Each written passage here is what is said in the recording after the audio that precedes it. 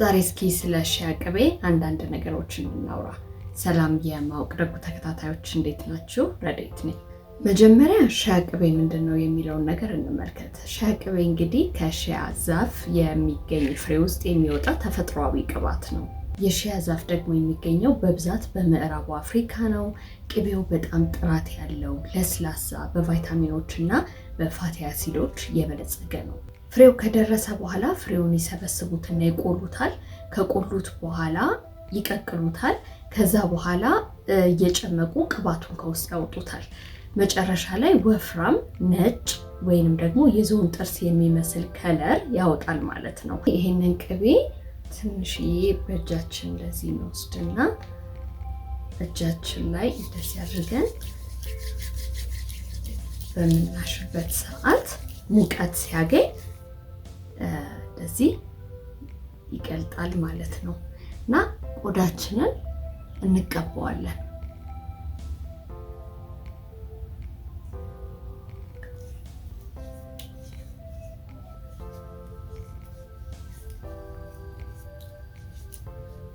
ቅቤው እንግዲህ የራሱ የሆነ ሽታ አለው። እኔ ሽታ አይደብረኝም።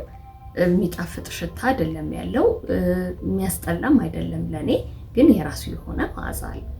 ይሄ ሺያ በተር እንግዲህ በውስጡ በጣም በብዙ ንጥረ ነገሮች የበለጸገ ነው። የመጀመሪያው በቫይታሚን ኤ የበለጸገ ነው። ቫይታሚን ኤ ደግሞ እንደምታውቁት ለቆዳችን እጅግ በጣም ወሳኝ ከሚባሉ ቫይታሚኖች አንዱ ነው። ቆዳችንን ያድሳል፣ እንደ አዲስ ነው በቃ የሚያደርገው። ቫይታሚን ኤ ቆዳን ያድሳል ስንል ምን ማለታችን ነው? እንግዲህ ቆዳችን ያለ ጊዜ ያረጀብን ከሆነ ቆዳችንን እንደ አዲስ ነው በቃ የሚመልስልን። የሞቱ ወይንም ደግሞ ዳሜጅድ የሆኑ ሴሎቻችንን እንደ አዲስ ፍሬሽ ያደርጋቸዋል። ሌላው የቫይታሚን ኤ ጥቅም ምንድን ነው? ብጉር እንዳይወጣብን ይከላከላል። ምክንያቱም ቆዳችን ላይ ያለ ልክ የሚወጣ ወዝን መቆጣጠር ስለሚችል። ሌላው የቫይታሚን ኤ ጥቅም ምንድን ነው? ቆዳችን ላይ ጥቁር ነጠብጣብ የሚወጣብን ከሆነና ሃይፐር ፒግመንቴሽን ካለብን እሱ እንዲለቅልን በከፍተኛ ሁኔታ ያግዛል። የቆዳችንን ቴክስቸር ያሻሽለዋል። በተጨማሪም ደግሞ ቆዳችን ላይ ያለ ጊዜ መስመሮች እንዳይወጡ፣ ሪንክልስ እንዳይወጣብን በከፍተኛ ሁኔታ ይረዳናል። ሌላው ደግሞ ምንድነው? ቆዳችሁ የሚደርቅ ከሆነ ወይም ደግሞ የሚሻከር ከሆነ ቫይታሚን ኤ ቆዳችሁ ሃይድሬት እንዲሆን ያግዛል። ሌላው የቫይታሚን ኤ ጥቅም ቆዳችንን ብራይት ያደርገዋል። በጣም ጤናማና እንደ አዲስ ቆዳችንን እንግዲህ ያድሰዋል።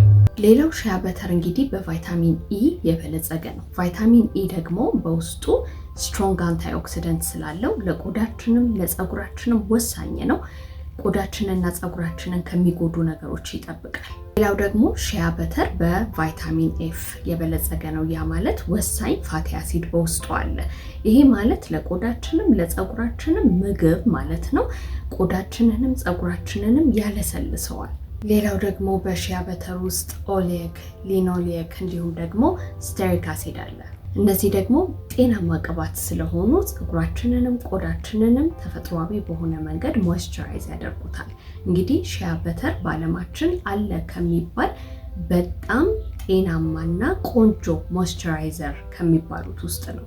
ሺያ በተር እንግዲህ ለፀጉራችንም ለቆዳችንም እንደምንጠቀመው ሁላችንም እናውቃለን። ለፀጉር የሚሰጠው ጥቅም የመጀመሪያው ሻካራ ከሆነ እያለሰለሰላችሁ ይሄዳል። ቆዳችሁ የሚፈረፈር ከሆነ ፎሮፎር የሚያስቸግራችሁ ከሆነ ይሄ በጣም ፍቱን መድኃኒት ነው።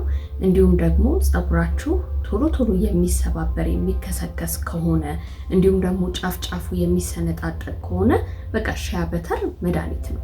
በተጨማሪም ፀጉራችሁ ሻይን እንዲያደርግ ወዛም እንዲሆን ቆንጆ ወዝ እንዲኖረው ይረዳል። በተለይ እኔ የምመክራችሁ ምንድነው ሺያ በተር ስትጠቀሙ ብቻውን ሳይሆን ለፀጉራችሁ የሚስማማ ኦይል መርጣችሁ በሱ በደንብ አድርጋችሁ ካዋሃዳችሁ በኋላ ቆዳችሁንም ፀጉራችሁንም በደንብ ትቀቡና ቆዳችሁን ግን ለተወሰነ ደቂቃ ማሳጅ ማድረግ ይኖርባችኋል።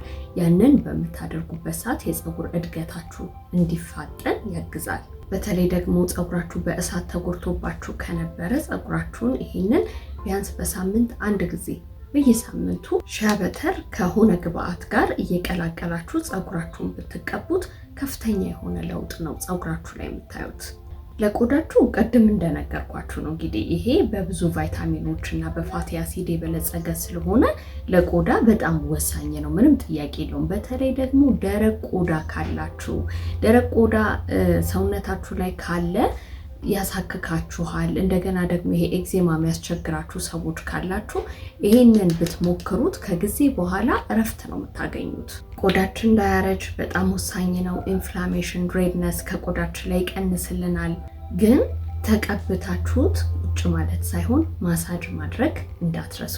ብዙ የማሳጅ ቪዲዮዎች ሰርቼላችኋለሁኝ። ማሳጅ ማድረግ ያው ግዴታ ነው።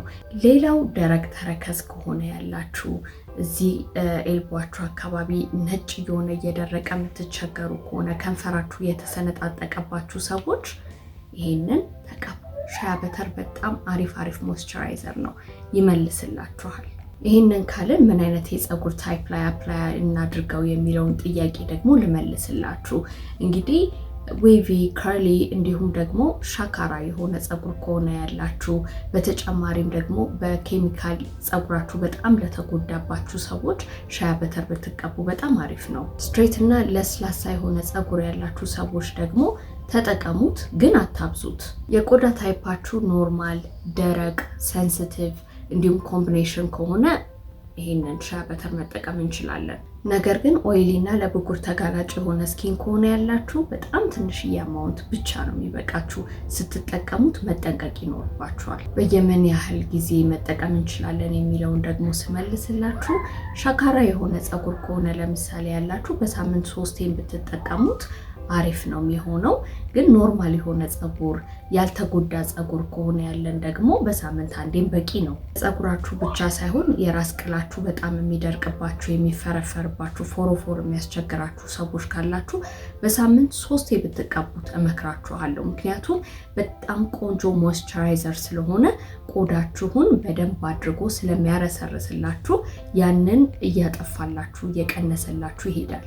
ለቆዳችሁም እንደየሁኔታው ነው። ደረቅ የሆነ ቆዳ ከሆነ ያላችሁ በየቀኑ መጠቀምም ትችላላችሁ። ነገር ግን ኖርማል የሆነ ስኪን ከሆነ ያላችሁ በሳምንት 2 በቂ ነው። ሻያ በተርን እኔ እንግዲህ ከሌላ ግብአት ጋር ነው ለፀጉሬም ለቆዳዬም ቀላቀዬ የምጠቀመው። አሁን ፊቴን ስቀባ በሆሆባ ኦይል ደባልቄ በደንብ እጄ ላይ ካሸሁት በኋላ እና እጄ ላይ ከቀለጠ በኋላ ነው የተቀባሁት። ፀጉሬንም እንግዲህ ስቀባ ከሌላ ግብአት ጋር ቀላቅዬ ነው ብዙ ጊዜ የምቀባው። ብቻውን ተጠቅሜው አላውቅም። ግን ብቻውን ደግሞ መጠቀም የምትፈልጉ ከሆነ መጀመሪያ እጃችሁ ላይ መቅለጥ አለበት። ከዛ በኋላ ነው። ፀጉራችሁ ላይ ግን ስለሚጠባበቅባችሁ እውነት ለመናገር ከሌሎች ኦይሎች ጋር ደባልቃችሁ ብትቀቡ በጣም አሪፍ ነው። በተረፈ ስትጠቀሙ ንጹህ ሻያ በተር መሆኑን እርግጠኛ ሁኑ። በተለይ አሁን ላይ ብዙ ማስታወቂያዎች ስለ ሻያ በተር ሲሰሩ አያለው። ሁሉም ሻያ በተር ንጹህ መሆኑን እንግዲህ እርግጠኛ ልንሆን አንችልም። በጣም እርግጠኛ የምትሆኑበትን ንጹህ ሻያ በተር ከተጠቀማችሁ ግን የነገርኳችሁን በሙሉ ጥቅሞች ከሻያ በተር ታገኛላችሁ። ሞክሩት። ስለ ሻያ በተር ኤክስፒሪየንስ ያላችሁ ሰዎች በኮሜንት ሴክሽን ላይ የእናንተን ኤክስፒሪየንስ አካፍሉኝ። ከዛ በተረፈ ጥያቄ ካላችሁም እቀበላለሁ፣ የማውቀውን ነገር መልስላችኋለሁ። በሌላ ጠቃሚ ቪዲዮ ደግሞ እመጣለሁ። እስከዛው ድረስ ቻው።